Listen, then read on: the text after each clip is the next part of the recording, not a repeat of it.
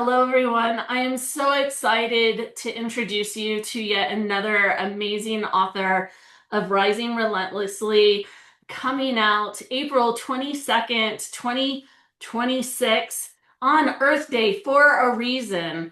And the reason behind that is really just talking about how the human connection with the plant and the symbiotic relationship between the two. And I have had the amazing honor to walk this journey with my friend Amanda for, I think, somewhere between 8, 9 years, somewhere around there. Wow. And her story is so amazing. And what I love most about it is we're not just talking about how humans use cannabinoids or benefit from it.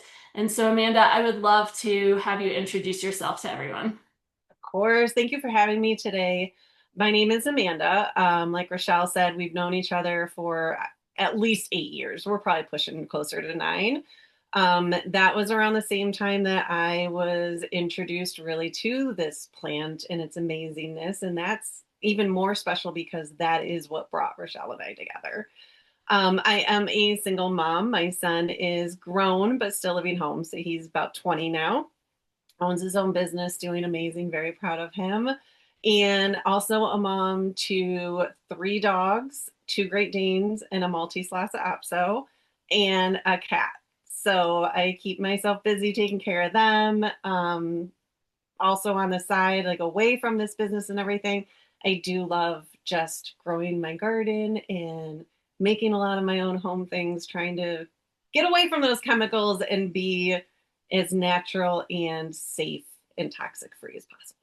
Yes, I love all of your homestead posts and encouragement. And I wish I could have the garden you have, but I live too high in elevation to really grow anything but potatoes.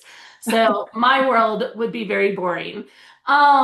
With that, I would love for you to share what inspired you to say yes. I know that you wanted to be in Rooted to Rise, but I feel like we both felt like it wasn't exactly your time. So, what inspired you to say yes to Rising Relentlessly?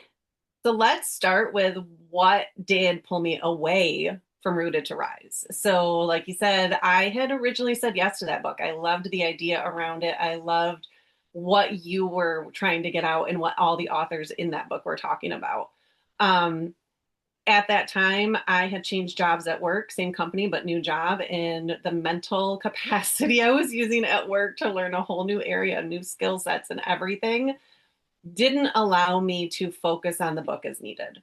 I would get out of work after working 9-ish hours a day and just zone out and not be able to focus. And so I did finally have to say no to book one. The moment that that really hit me was the day it released.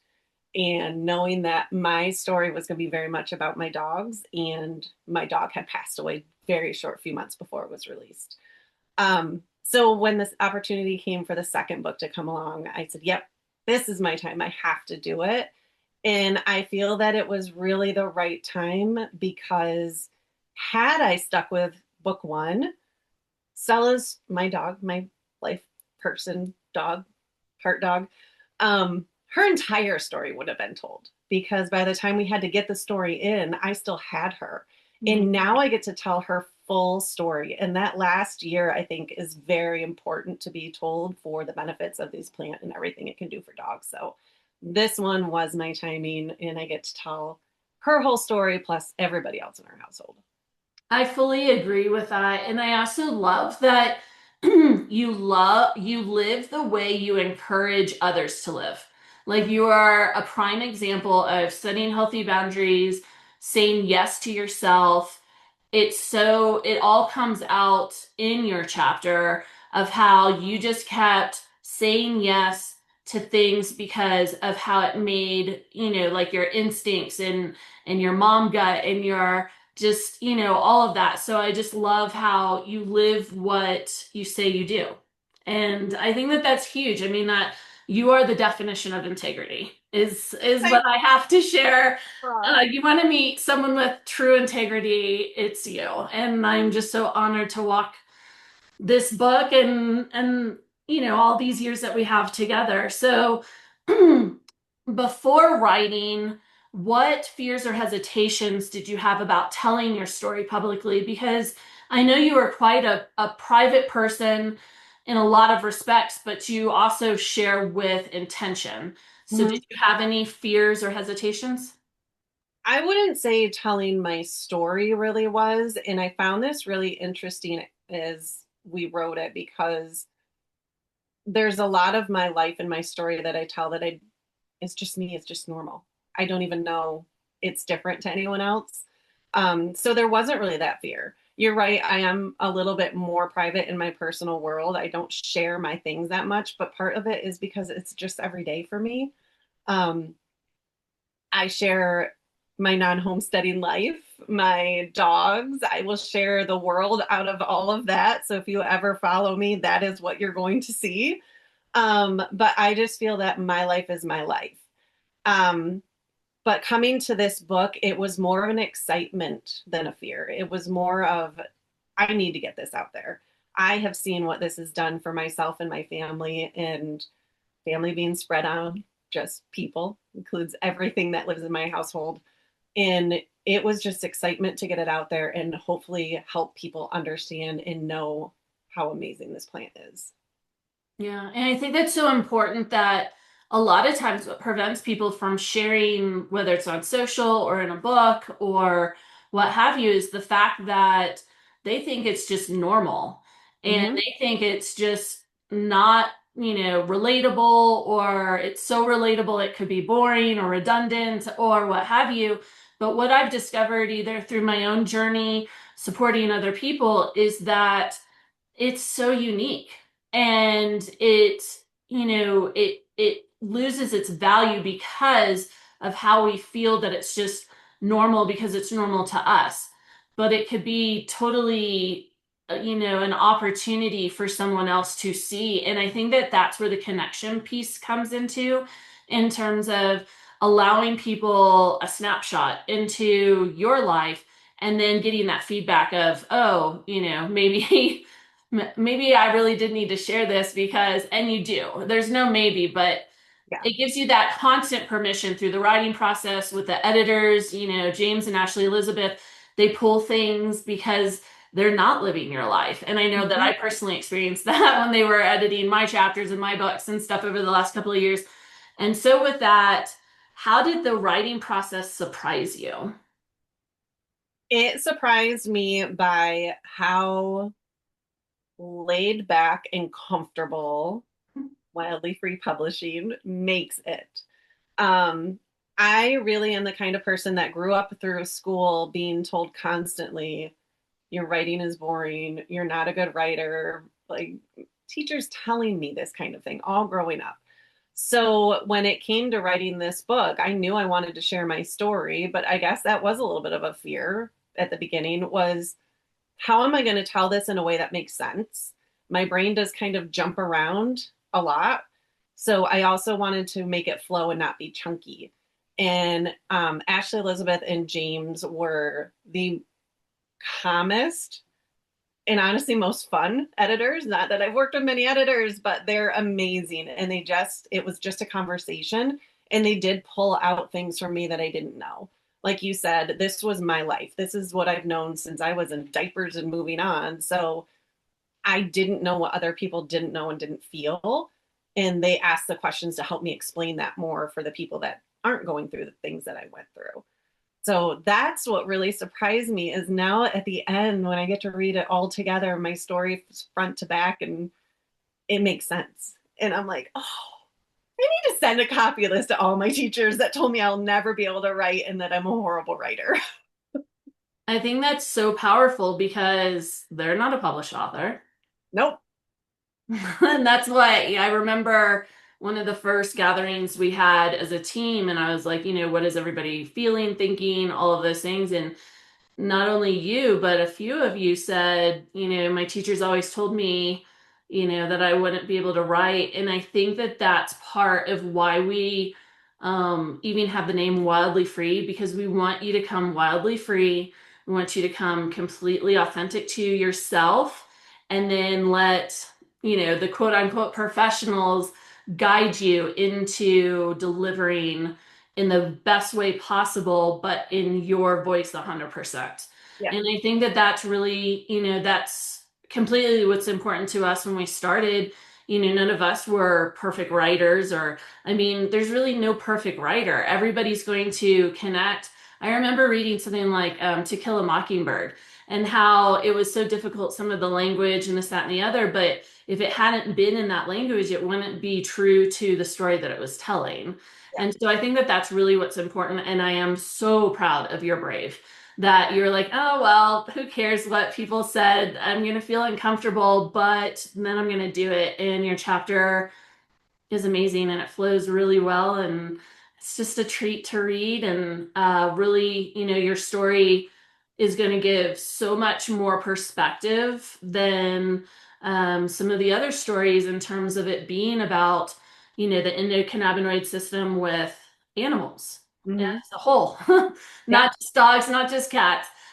So, what was the hardest part of your story to write and why? My hardest part was writing Stella's portion. Um, so for those who don't know, Stella was my first Great Dane. She was that heart, that soul dog, that once in a lifetime dog that you just connect with. She knew what I needed in every moment, and she knew how to tell me everything she needed, and I could just understand a look she gave me and knew exactly what she needed. Um, so telling her story again was hard because I just miss her so much.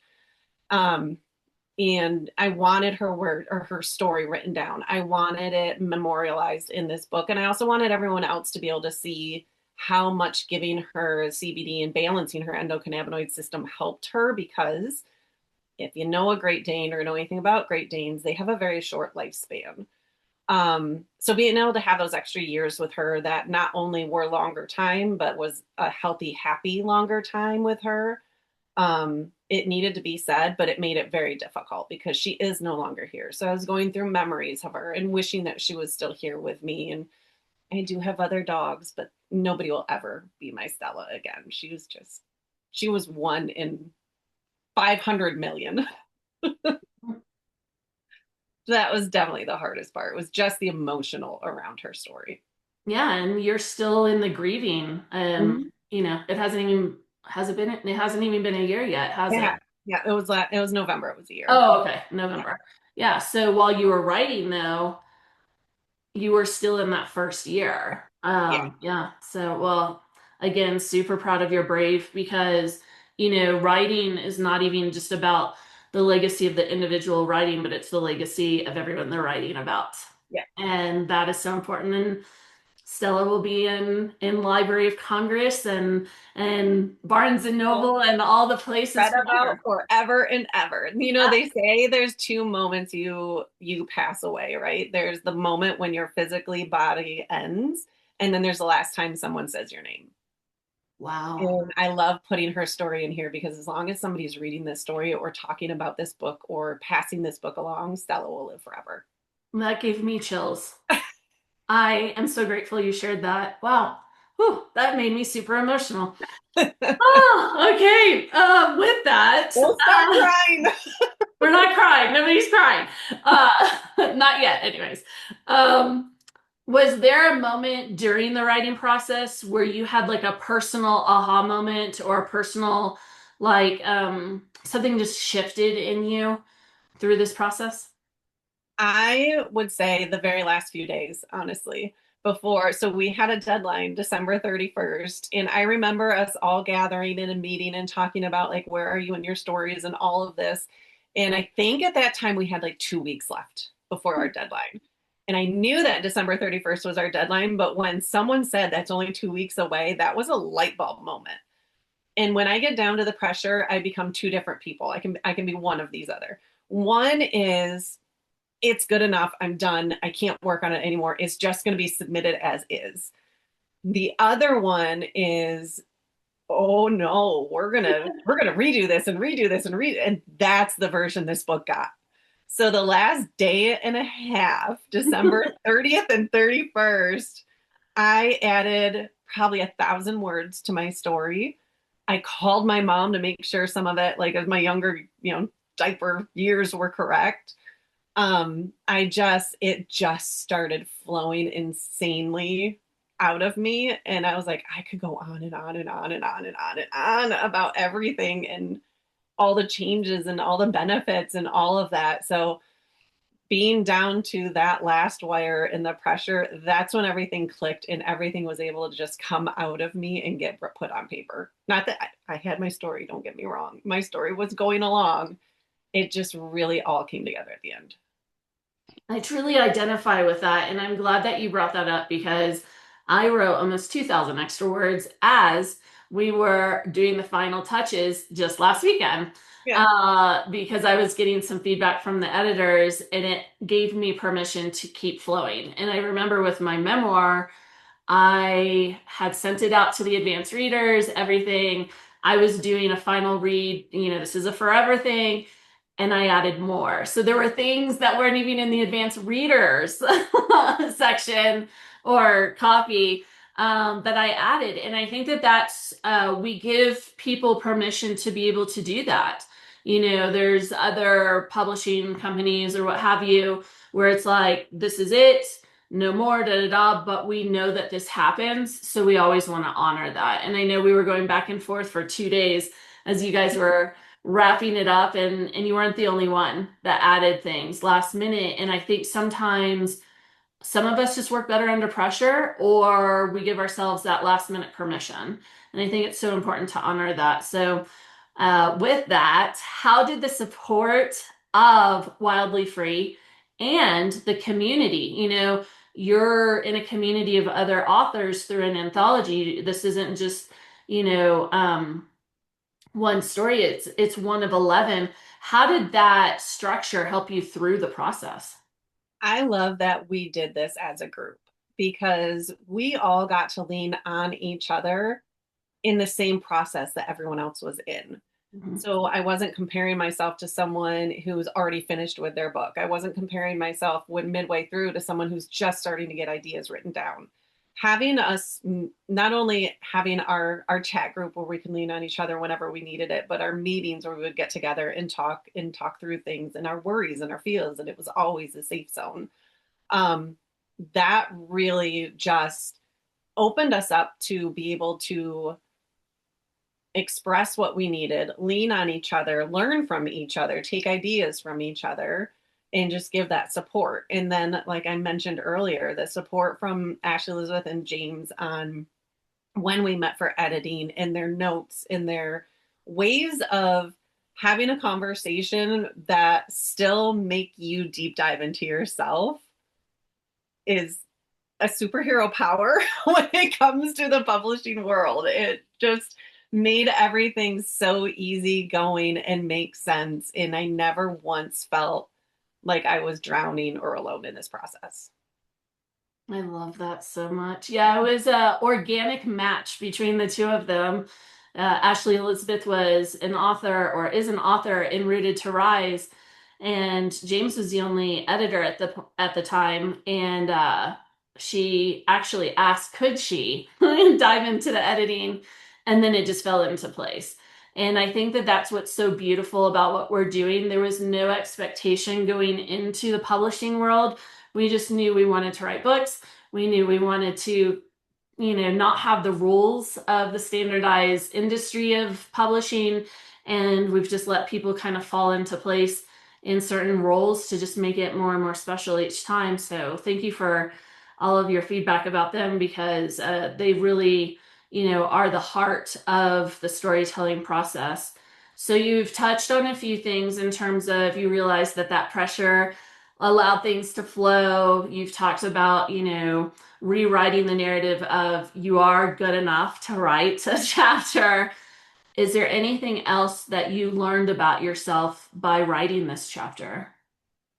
I learned just how much I have grown health wise. Going back to the very beginning, when we grew up in the time where this plant, where even hemp was with the hemp bracelets and the hemp necklaces were with a certain type of crowd, and then the pot people and all of that and how horrible it was. looking at my story, one of how much my mind has opened and put that aside to truly look into everything. But that is a little bit of just how I am. Somebody tells me something, I'm going to go look it up myself and see, is it real? Is it true? Does it really work? Um, but then looking at myself of I came from this area of my health wise, and I'm trying not to give too much away from the book. So that's why I'm being very general on this. But let's talk about things that almost everyone has, right? Anxiety issues, any kind of mental situation.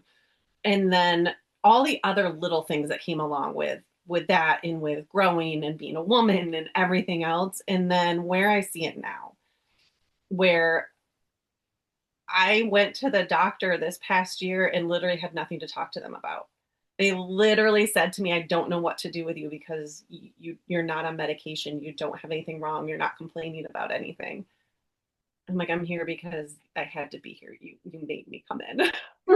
Let's just have a normal conversation and be done. Um, but that was really an eye opener because when you start taking CBD or however jellies, whatever you do with this, things start changing very little by little. And a lot of people may not notice any of it. I've been taking it for what, 8-ish years now, probably. And there's a lot of things that I see now that are gone that I used to have. And I didn't realize it until we really start taking a look at where I used to be. So it's that little by little makes huge changes. Exactly. And I love how your chapter in particular really addressed what progress should look like. Progress should look like steady and consistent and all of those details rather than an overnight, Mhm. fixer. And I know that for all of these years, as we've been educating in so many different spaces, it's important to remind people it took you 20, 30, 50 years to get where you are. It's not gonna, go away overnight.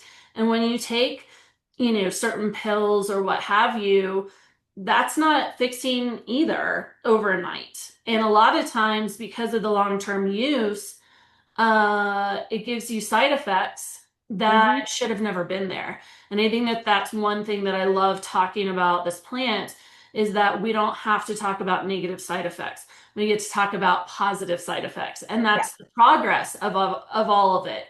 And it's really important for people to realize that not only do they need to be patient with themselves, but they need to be patient with their progress. Yep. And yeah, I totally agree with the whole you don't realize it until you sit in it and reflect. And I think that that's what makes writing, especially these chapters, so cathartic, is that it gives you permission to sit and reflect on your journey. And a lot of times during that process, you can be like, oh, it happened there and it happened there and all of that. So you did talk about the pros of being in a collective book rather than writing alone. Is there anything else that you'd like to share about how that shaped the experience for you during this process? Mhm. No, yeah, I love I think we that. covered that one good. Yeah, you totally did. I just wanted to give you the opportunity. So if someone is listening and they're unsure about sharing their story, what would you want them to know? Trust it. Trust in yourself.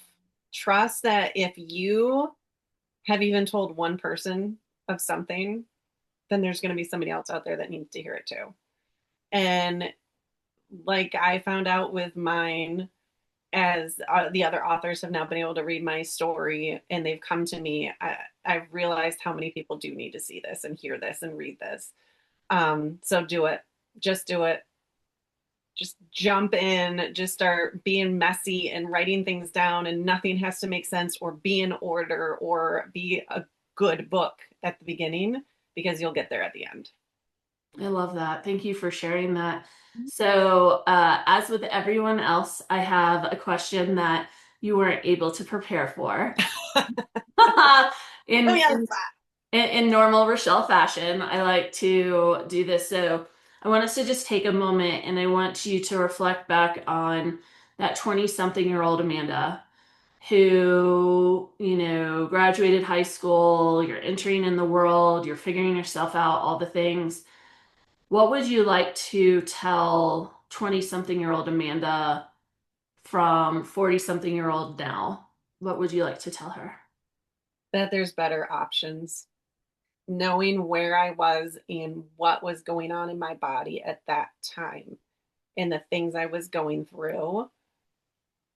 And I've never been a drinker. I've never been the person that's going to rely on that way of things. So I went to the prescription drugs, and the side effects of those are not good. So I would tell her, trust that there's something else out there. Trust that your body's going to be okay with what it's going through right now. You don't need these other things to numb you and do whatever they all did.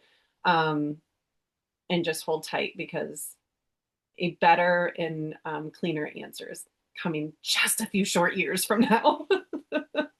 Exactly. And growing up Gen X, there was just so many things happening Mm-hmm. in our lives on so many different levels. And, each generation has their own thing. But I think for us, we just weren't able, we were given too much permission in some places and not enough, um, Structure. yes. Yeah.